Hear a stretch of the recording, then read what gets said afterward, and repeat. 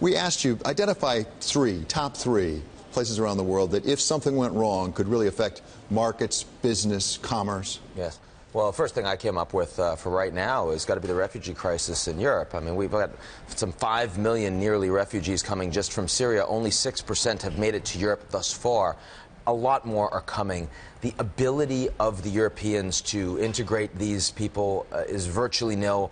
The cultural backlash, the populism that comes in the European capitals as a consequence. And the biggest issue is that since the 2008 financial crisis, the one thing that the markets have been able to completely count on is Angela Merkel's leadership in Germany and for Europe. That is going to take a direct challenge as a consequence of these refugees. The markets clearly are going to react. Well, and to pick up on that, her leadership in this area, which many people think is really profound, is very unpopular. It's very unpopular in Europe. It's very unpopular within Germany. Exactly. That's right. And it's going to get worse. Again, you know, thankfully, we haven't yet had a Charlie Hebdo type incident in Germany. I wish I could say that we're going to continue on that path. But the likelihood of this violence, the likelihood that you're also going to see extremists that are in these, you know, these hundreds of thousands of people streaming in from Syria that are going to create activities that the Germans will then profoundly react to.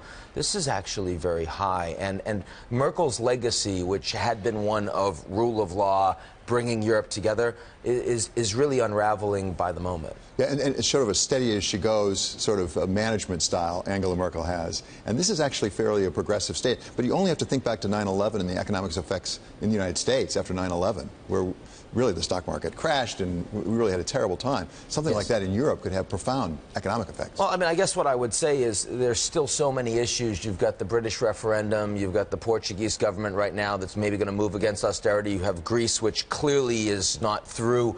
And the ability of the Europeans to respond effectively to these manifold crises really has thus far relied on Merkel's leadership. If that is severely eroded, never mind Volkswagen, never mind Deutsche Bank, this is going to be something that investors will be much less confident about in terms of Europe. Let's move to the Middle East. Sure. What bothers you there? Well, everything bothers me in the Middle East. I guess the thing that bothers me the most would be Saudi Arabia, because everything that could be going wrong is. I mean, with oil prices under 50, they're probably going to spend about 20% of their financial reserves this year on their budget. Now, they don't have virtually any debt, 2% debt to GDP.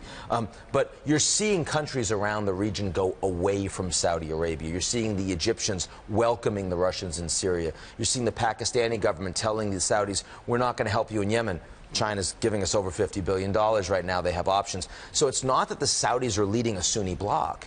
The Saudis are becoming increasingly isolated while they're fighting wars on their borders, while the Iranians are much more powerful, and while OPEC's power has gone away. Region, yes. That's right. And while OPEC's power has gone away. So, I mean, fundamentally, the question of legitimacy of the Saudi regime, which has really been based on lots of oil, lots of cash, and lots of influence in the region, those three things are going away. And it has to worry you about the stability of what had been a significant ally of the United States. So we can't talk about risk without talking about ISIS or ISIL. What do you call it? I call it ISIS. So okay, ISIS. I don't mind. You call it what you like. It's in the news all the time. Yeah. But what, as a practical matter, could be the economic effects of ISIS? Well, I mean, the economic effects in the region in some ways are small. I mean, in the sense that Iraq is producing more oil despite the fact that ISIS controls a piece of their territory. ISIS has the territory that doesn't have resources.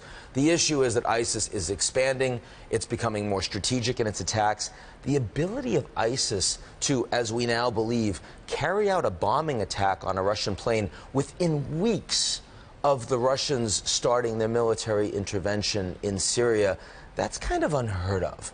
And if they can do that, the question of are we going to see broader attacks where they're not just going local, they're actually trying to hit the Europeans, the Russians, the Turks, ultimately the Americans. That, of course, is something that the world and the U.S. can overreact. Well, and it's a phenomenon we have not seen. It's sort of a terrorist organization and a nation state at the same time. I'm less worried about the nation state aspect because I think the Islamic State, to the extent they have to provide services, they have institutions, it's fairly easy to break apart.